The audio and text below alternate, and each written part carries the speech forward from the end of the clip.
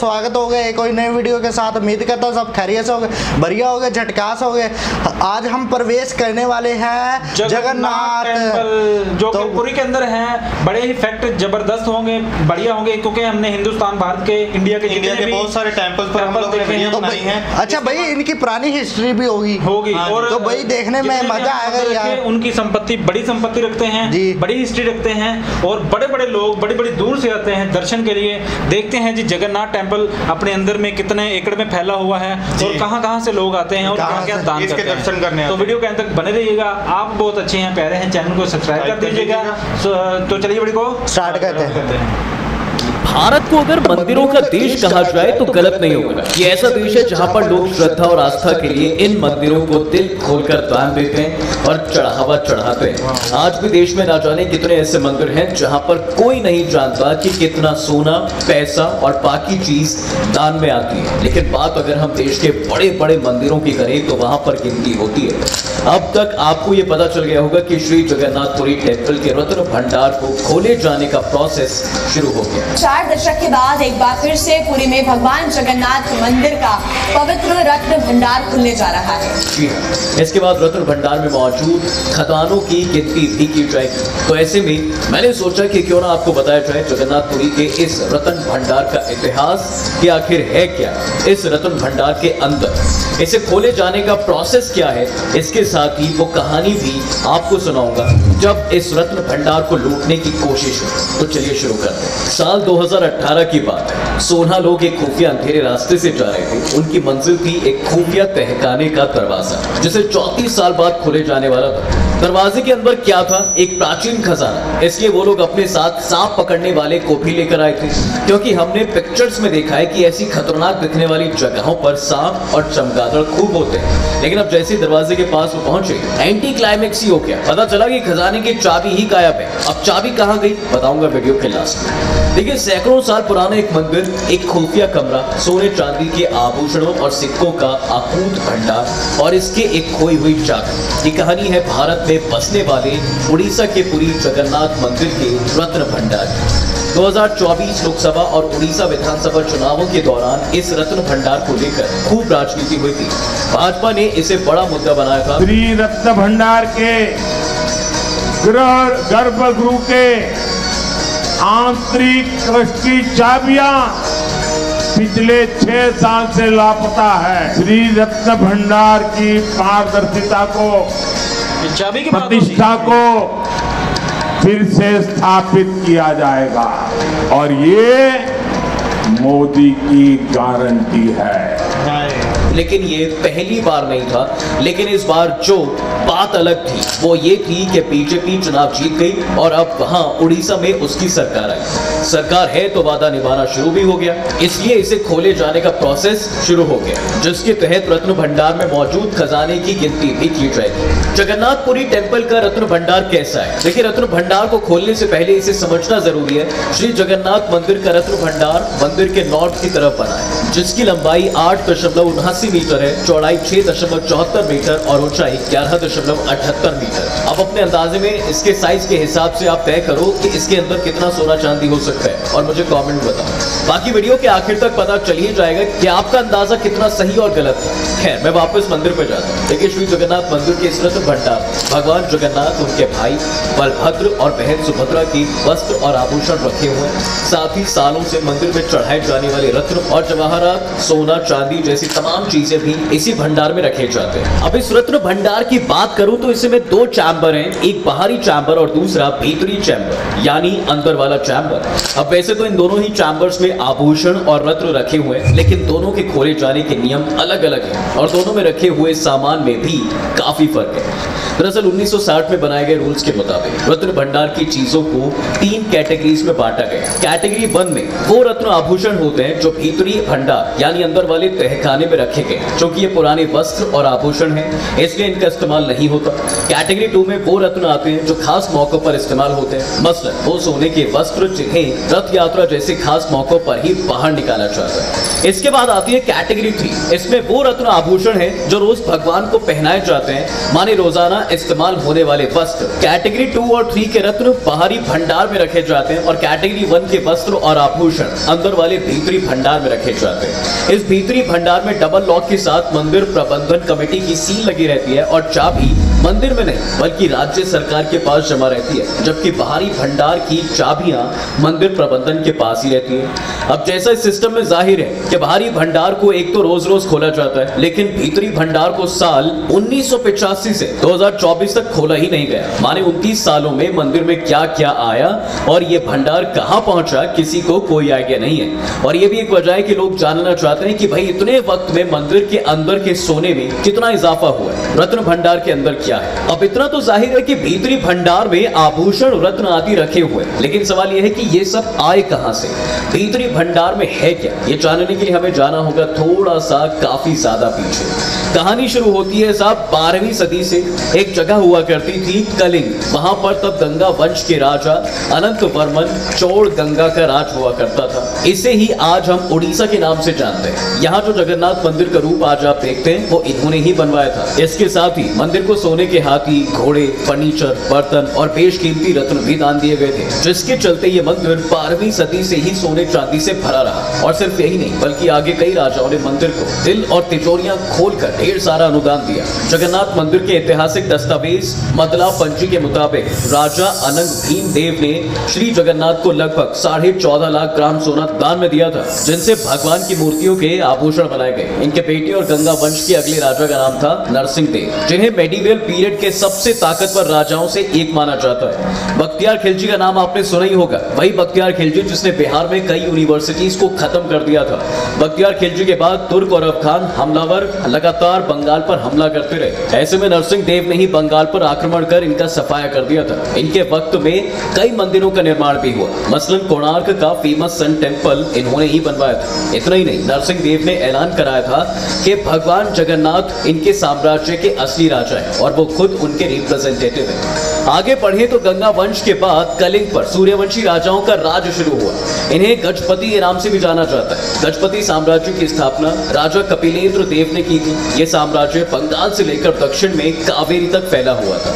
राजा कपिलेंद्र के बारे में एक शिलालेख में जिक्र मिलता है कि दक्षिण के अभियान के बाद जब वो वापस लौटे तो वो अपने साथ 16 हाथियों में लाद कर सोना लाए थे और ये सारा सोना उन्होंने श्री जगन्नाथ को दान कर दिया था। 14वीं और 18वीं सदी के बीच इस रत्न भंडार में इतना सोना जमा हो गया था कि इसे लूटने की कोशिश हुई।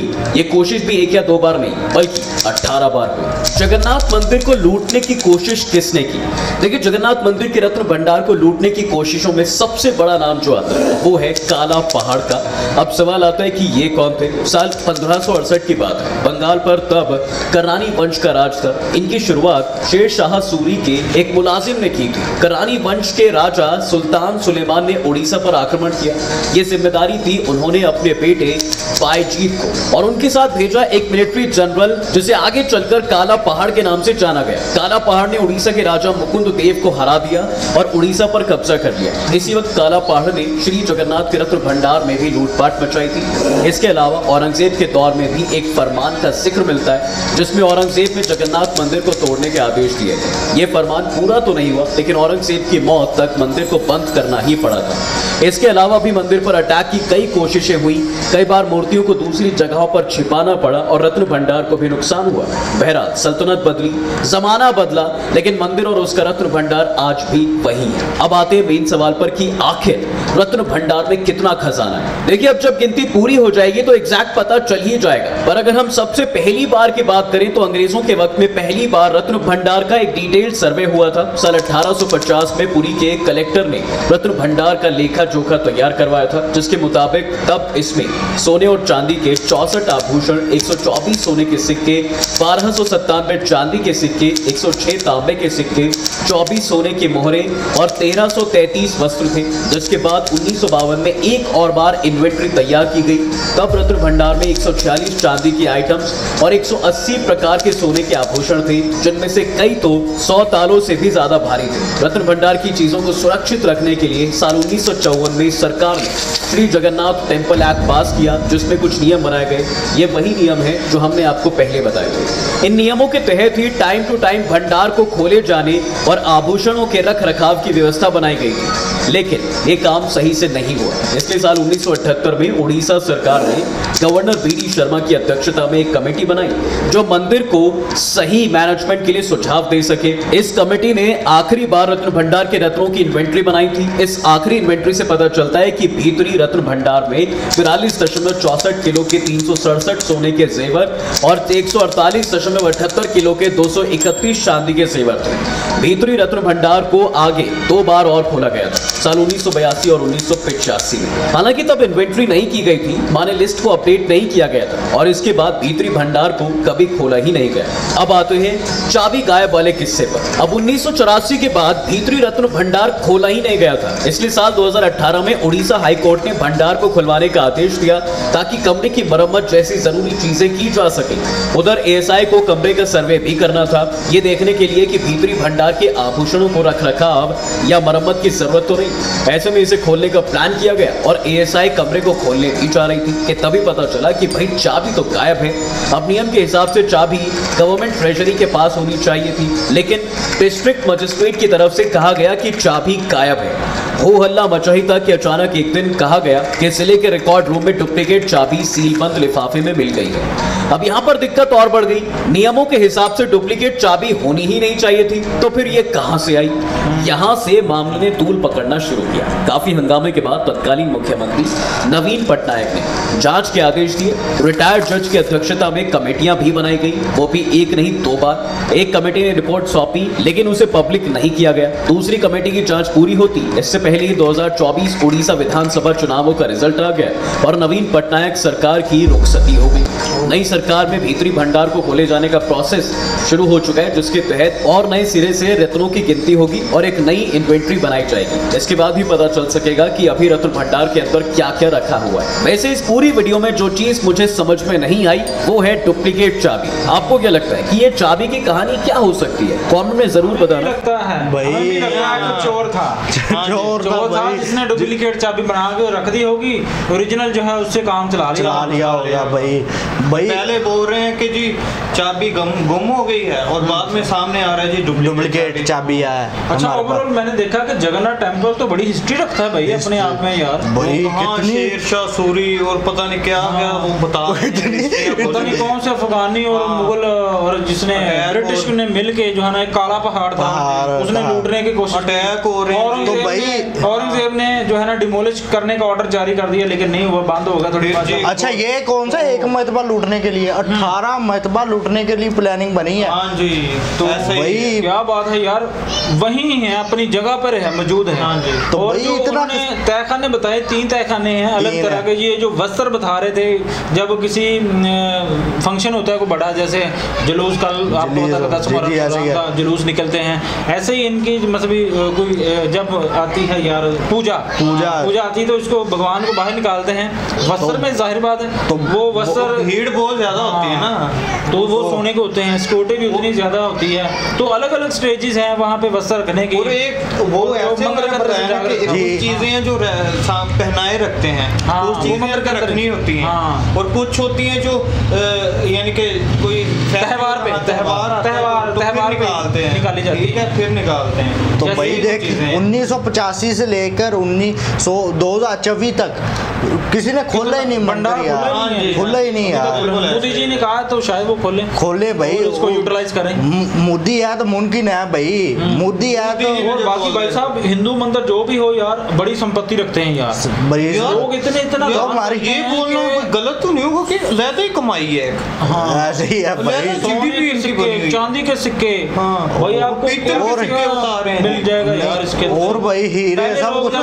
पहले लोग उनके पास पैसा नहीं होता था तो ये चीजें यही चलती थी भाई। तो आजकल तो ज्यादा आपको पता है कैश जो है ना गले भर देते हैं, वो भी जो है ना इंतजामिया देखती है। वो भी शुरू में आपने देखा नहीं, बोरे भर रहे थे, शुरू में देखा था आपने, बोरे भर रहे थे।